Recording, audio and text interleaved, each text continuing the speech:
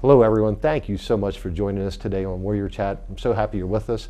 We have a very important topic today. We want to talk about the Pennsylvania Keystone Exams and provide some information for you.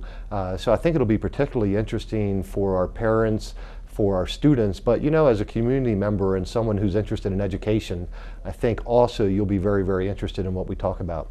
We have two outstanding educators with us today and two experts in this area of Keystone Exams, and one is Mrs. Sandra Lamont, who's our assistant superintendent, and Dr. Robert Bryson, who's our principal at Susquehannock High School. So welcome, guys. Good morning. Thanks, Wayne. Thanks for having us. It's our pleasure. Mrs. Lamont, let's start with you. First of all, what are the Keystone Exams?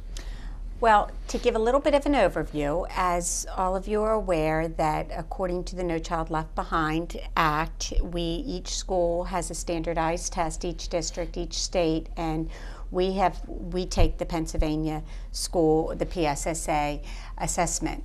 And what now, the Keystones actually at the secondary level will replace the PSSA assessments, and actually they are what we will use to measure our annual yearly progress. It's what our schools, our districts, our states will be, the state will be held accountable for in terms of showing student growth. Okay. So they really also too, and Dr. Bryson will be able to elaborate a little bit more, they're really end of course exams in particular courses, whereas in the past PSSA was measuring just reading, mathematics, and then there was also a science and a writing as well too.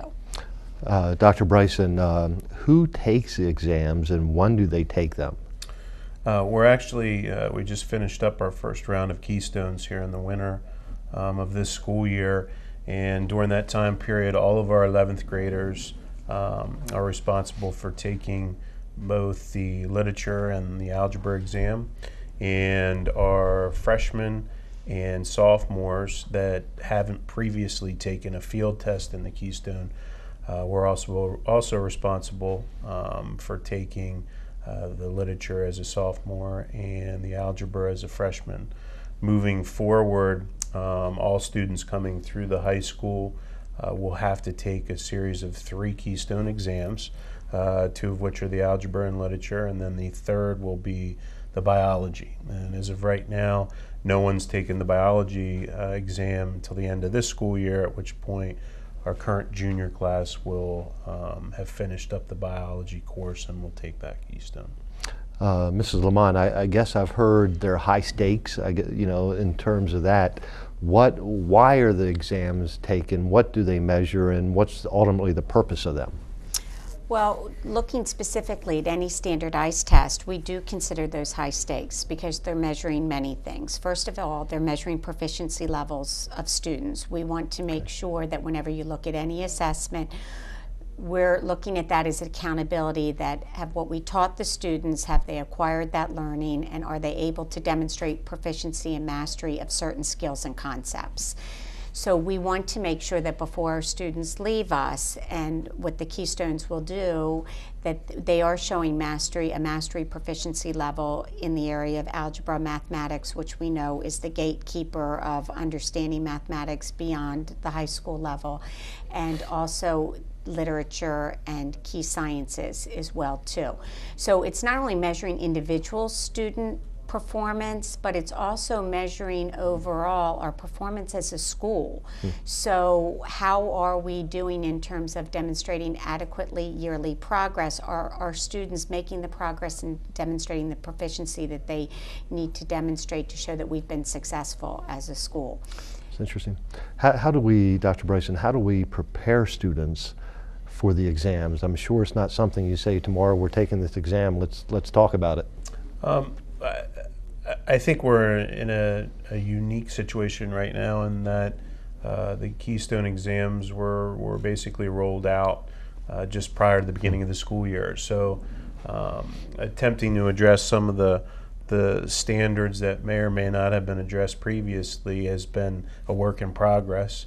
Our students are benchmarked using a benchmark assessment tool multiple times throughout the year. And what the staff does with that tool is it takes a group of staff to sit down and analyze those results and basically determine students' strengths and weaknesses, and then they have the freedom and flexibility to address those weaknesses throughout their course of study. That will become a little more tuned in once students are taking a course and taking the exam right at the end of the course as our new freshmen and sophomores come through the high school. That plan will be in place so that there's a system to address those weaknesses as they come through. We're talking about the Pennsylvania Keystone Exams with Mrs. Sandra Lamont and Dr. Robert Bryson. Mrs. Lamont, I'm just trying to figure the process. So as Dr. Bryson described, students have, you referred to it as benchmark testing, but they get testing earlier in the school year to assess where they are. And then from a teaching standpoint, teachers on an individual basis try to make sure that every student's successful. Can you build on the concept of how we make sure every child is not only prepared for the exam, but is prepared for success? Absolutely. As Dr. Bryson said, when we take a look at that benchmark, that first assessment, it really is like a pre-assessment at the beginning of the year, that we're looking then what knowledge, what skills has each individual student already acquired, has mastery in, or which skills have they not mastered. And then a teacher very diagnostically takes a look at that. I mean, it really is, it's a science. Looks at then how do I need to differentiate my instruction for that entire class to meet the needs of each of the students in that classroom. So if a group of students has mastered certain concepts and skills, we're not going to reteach them things that they already know. We're going to challenge and focus on instructional concepts that they have not yet mastered. So it becomes very individualized, very diagnostic, and very prescriptive, that each teacher is really delivering within their lesson. There's a whole group lesson, there's a directed concept, but then breaking into differentiation so that each students are getting what they need to have for those particular concepts. Well, as a parent, I feel better about it already because I think one of the fears that all of us have is, I'm talking from a parent, but as a parent standpoint, that we spend a lot of time testing. But when I hear you talk about, well, early in the year we're doing assessment testing, benchmark testing, to see where each child is so we can address their needs, then all of a sudden it's not the fact I'm taking a test, it's the fact that I'm really wanting to address what that child needs from a learning standpoint.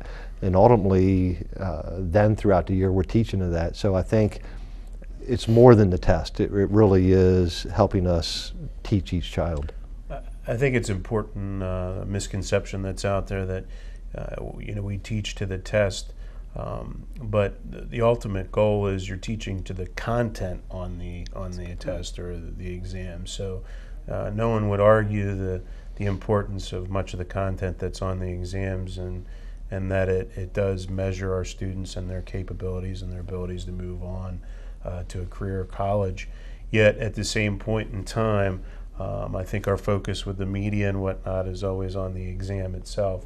But our curriculum is not designed to just teach to an exam, but it's to meet a certain expectation in our Common Core standards, which are common throughout the state and for the most part common now nationally. It just so happens that we put, and the state puts a lot of emphasis on the exam. I think the other misconception along with that is that the better we do, the more money we get as a school district. And I think one of my key talking points with parents and community members is we don't see a dime for taking the exam, for doing better on the exam. It's not about the money. It truly is about what perception we create on how well our students perform. And as a society, we like to make comparisons between our students and students across the state. So whether I believe that's correct or incorrect or fair or unfair is not really relevant, but I think the main point is that we're not getting an extra paycheck because the scores are higher. It truly is simply about trying to prepare our students the best we can to be successful. And it is a measure, just to add to that, it is a measure that's used to really look at to measure the end result, the teaching and the learning that's happening within the classroom, and now specifically within those content areas as well too. One of the strengths I've always thought of our community, the Southern York County community, is our parent involvement in the educational process. Do parents get results? What part of the process do they have, Mrs. Lamont? Absolutely. Parents will receive individual results, as well as the school receives results as well too. As I shared before, the school really uses those results to very thoroughly and very diagnostically plan what we need to do curriculum-wise. Are there gaps in the curriculum? Does the curriculum need to be resequenced in some way? Or are there individual groups of students that need something to supplement the current curriculum? Do they need an enrichment math class to support them in the area of algebra? Do they need an intervention in some other capacity in the area of literature? So it really helps us to not only look globally at curriculum, but our teaching and learning practices, as well as individual student needs as well too.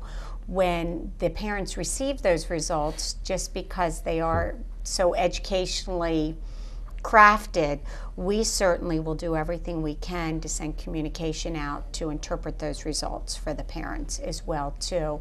And our schools are always open, and our teachers are always open to help parents to really take a look at, so what does this test result show?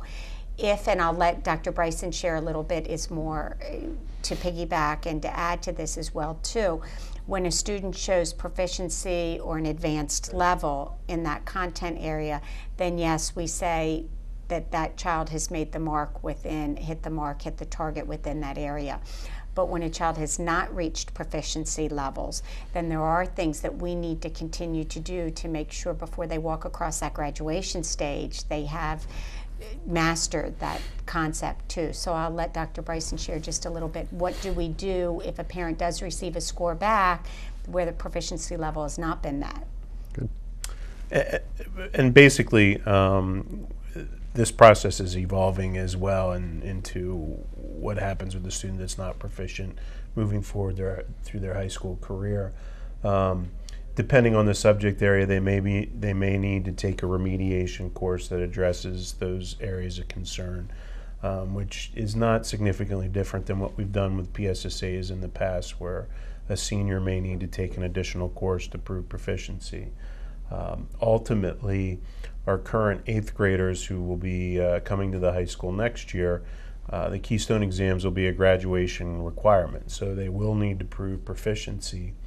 And for them, there'll ultimately be a project in place that if upon taking the exam multiple times, they're still not proficient, they would need to go through the process of completing a project under the supervision of one of our staff members to actually prove proficiency for the state.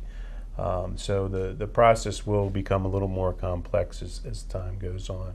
Currently, though, the current freshmen through juniors will be operating under the assumption that they still need to prove proficiency, but the project is not in place from the state to put in place. So for the most part, they'll be looking at remediation and a retesting process.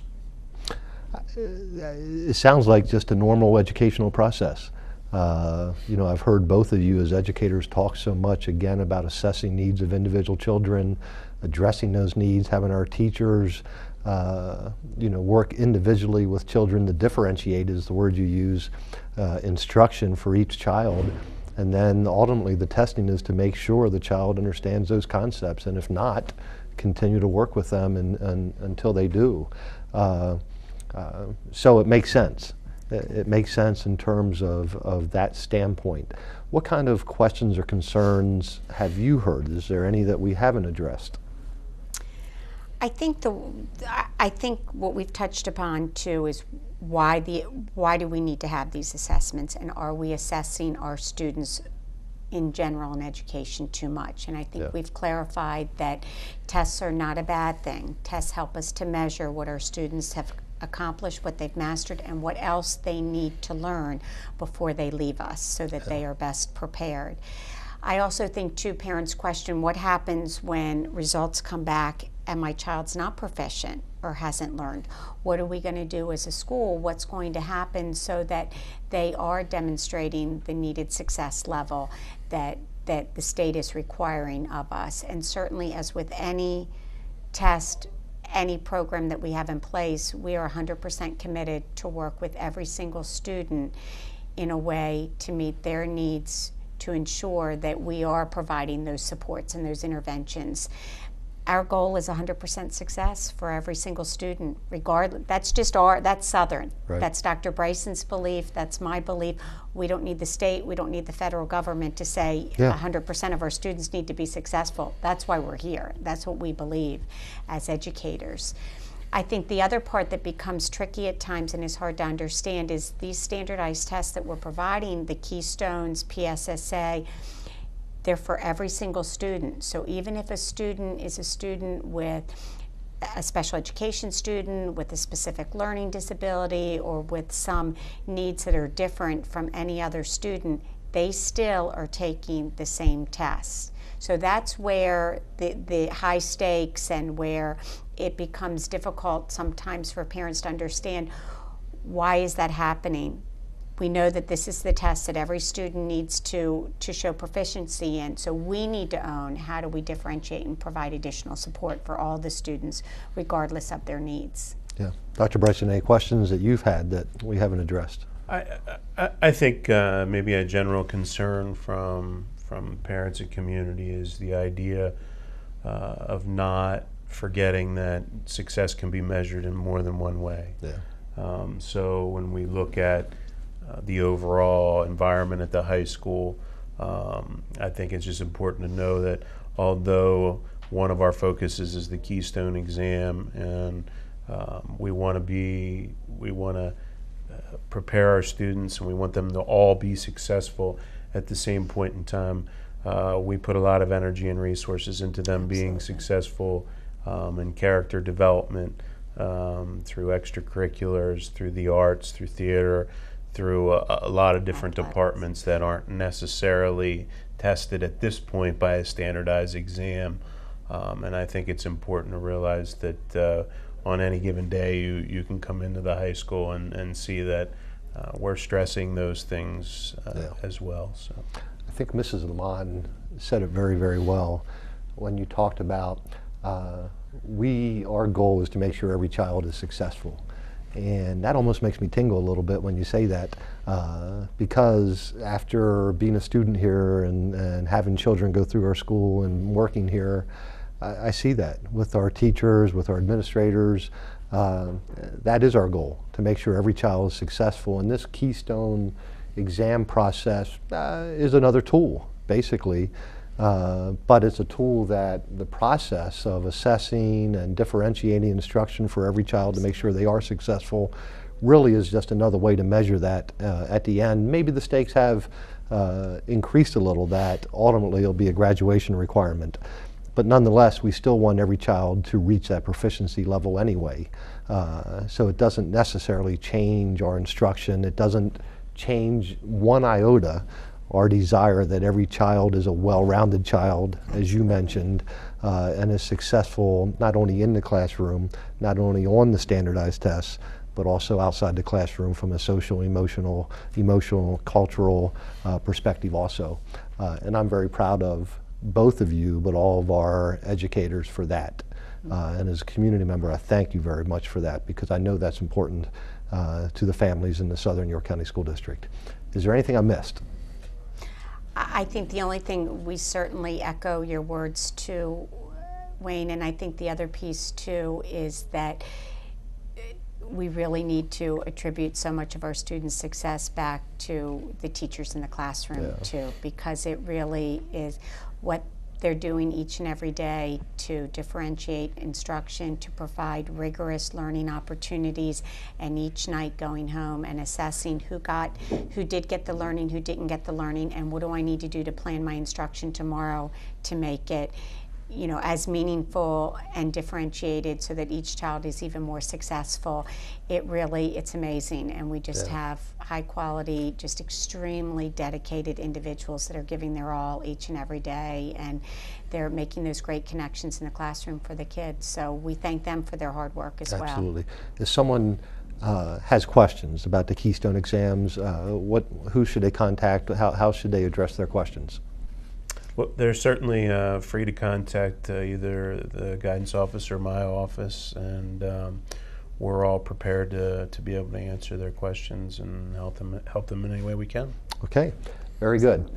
I want to thank Mrs. Lamont, our Assistant Superintendent, Dr. Robert Bryson, our Principal at Susquehannock High School. Also want to thank Mr. Tim Hare's studio production class. These students are here producing this program, as well as Mr. Mark Brill.